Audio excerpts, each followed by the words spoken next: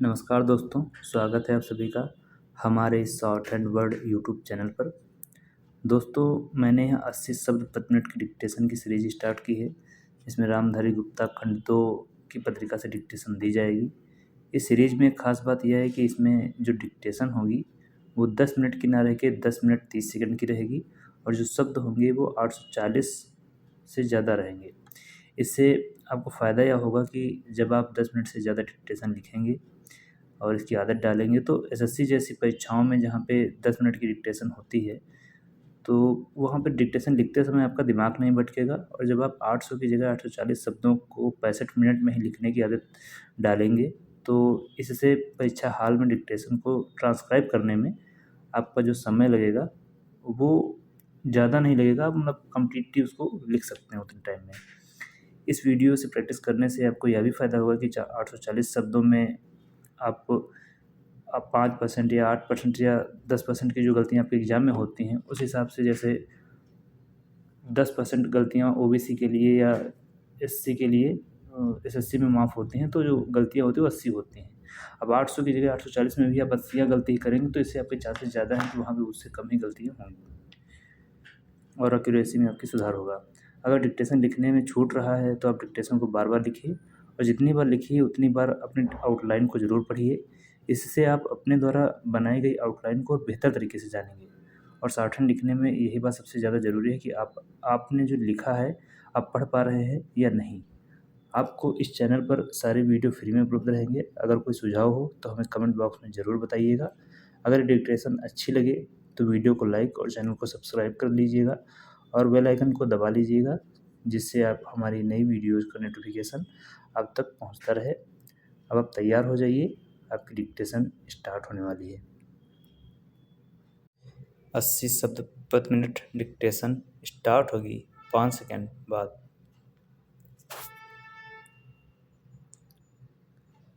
Start. महोदय, कोसी नदी, जिसे शोक और दुख का सूचक माना जाता है, इस वर्ष फिर अपने प्रकोप से महान हानि का कारण बनी। अब इस नदी पर काबू पाने और इसकी उपद्रवी लीला समाप्त करने के लिए भी योजना तैयार हो गई है।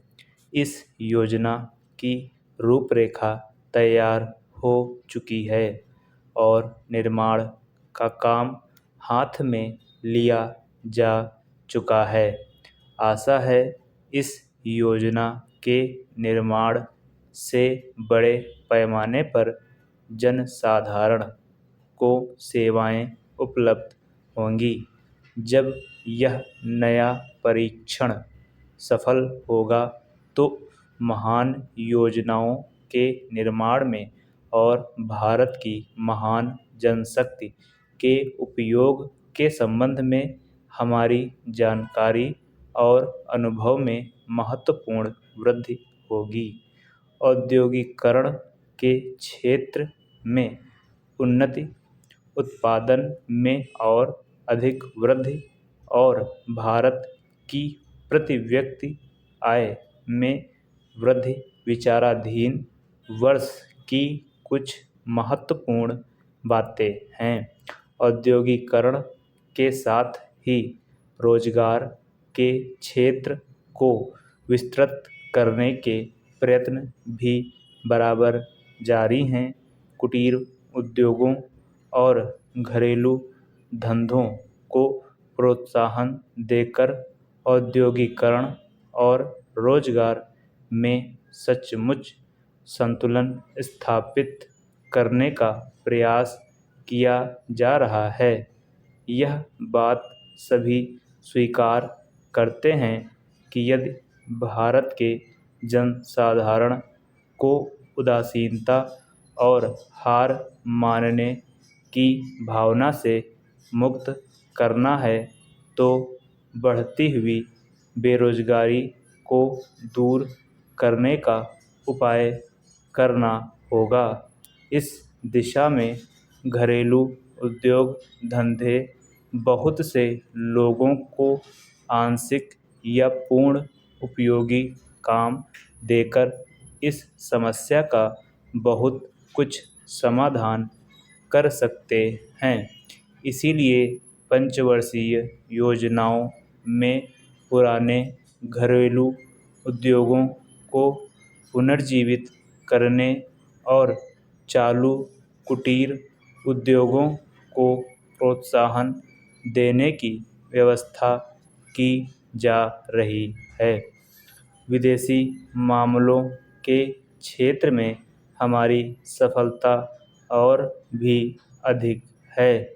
हमारी नीति, जिसे मैं सक्रिय और स्वदेशी तटस्थता की नीति कहना चाहूँगा, वास्तविक व्यवहार में किसी भी देश अथवा यहाँ के लोगों को अपना शत्रु ना समझने की नीति है। इस नीति के फलस्वरूप हमें विश्व शांति के पक्ष में कुछ सेवा करने का अवसर मिला है।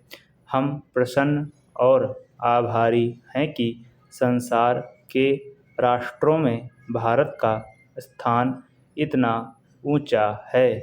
इंडो चीन निरीक्षण और नियंत्रण अंतर्राष्ट्रीय आयोग की अध्यक्षता हमने स्वेच्छा से स्वीकार की है और हमारे नागरिक यथासाध्य उस देश में शांतिपूर्ण निर्वाचन संबंधी समस्याओं का सामना कर रहे हैं। हम सभी राष्ट्रीय अथवा अंतर्राष्ट्रीय समस्याओं का निपटारा शांतिपूर्ण ढंग से चाहते हैं।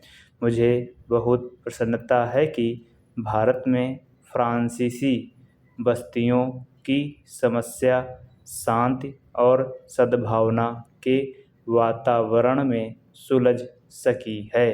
शांतिपूर्ण प्रणाली की सफलता का वह एक महत्वपूर्ण उदाहरण है। दुर्भाग्य से भारत में पुर्तगाली बस्तियों की ऐसी ही समस्या को सुलझाने की दिशा में प्रगति नहीं की जा सकी।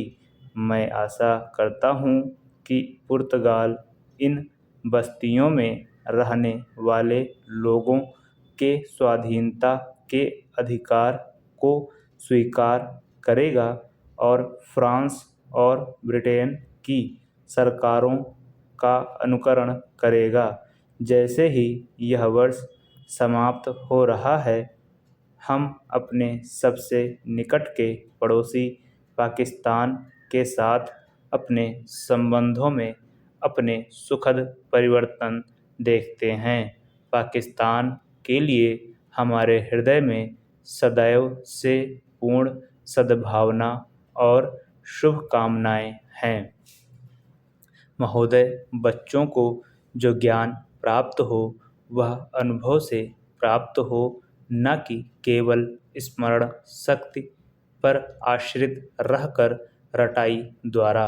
उन्होंने सोचा था और उच्चतम शिक्षा शास्त्रियों का भी यही विचार है कि इस प्रकार से प्राप्त ज्ञान बच्चों में जागरूकता, कार्यकुशलता, स्वतंत्र भावना पैदा करता है, जो इस जीवन के संग्राम में बहुत सहायक हो सकता है। दूसरा मौलिक विचार उनका यह था कि इस प्रकार की शिक्षा इस देश के लिए अनुकूल ही नहीं बल्कि अनिवार्य है। बच्चों से जो कुछ भी काम कराया जाए वह उत्पादक काम हो और उससे जो कुछ भी पैदा हो उससे शिक्षा का व्यय यदि पूरा नहीं तो अधिकांश निकल सके, क्योंकि यदि शिक्षा का व्यय दूसरे प्रकार से निकालने का प्रयत्न किया जाएगा तो वह बोझ इतना बड़ा होगा कि शिक्षा सार्वजनिक नहीं बन सकेगी। पिछले वर्षों में जो कुछ भी विचार किया गया था या प्रयोग करके देखा गया उससे जहाँ तक मैं समझता हूँ वही निष्कर्ष निकाला जा सकता है जो पहले सम्मेलन में हुई बहस से निकाला जा सकता था। हमारे शिक्षाशास्त्रियों ने इस पद्धति की अनुकूलता और श्रेष्ठता तो मान ली थी, पर उनकी दृष्टि में इसके द्वारा शिक्षा का व्यय निकालना असंभव ही नहीं, अनुचित भी था। प्रयोग से देखा गया है कि इस पद्धति की उपयोगिता है और इससे पूरा नहीं तो अधिकांश व्यय निकाला जा सकता है। यह मैं प्राथमिक और माध्यमिक शिक्षा के संबंध में कह रहा हूँ। उच्च कोटि की शिक्षा के संबंध में अभी प्रयोग नहीं के बराबर हुआ है, इसलिए उसके संबंध में अभी कुछ भी कहना संभव नहीं है। इतना होते हुए भी हम देखते हैं कि इस पद्धति को उतना प्रोत्साहन नहीं मिला और न इसका उतना प्रचार ही हुआ जितना होना चाहिए था और जितना स्वराज्य प्राप्ति के बाद हम कर सकते थे। इसका कारण जहाँ तक मैं समझता हूँ यही है कि इसकी उपयोगिता प्रमाणित होने पर भी पुरानी पद्धति पर जो आस्था थी वह अभी दूर नहीं हुई है और इसी कारण शिक्षा के काम में जो व्यक्ति लगे हुए हैं उनका न तो इस ओर ध्यान गया है और न उन्होंने इस विषय पर गहराई से चिंतन ही किया है। आज भी हम इतना ही कह सकते हैं कि इस पद्धति का अभी केवल प्रयोग ही किया जा रहा है। समाप्त। दोस्तों, ये डिक्टेशन आपकी 80 से 82 की आसपास है। आप इसको लिखिए और ट्रांसक्राइब करिए। धन्यवाद।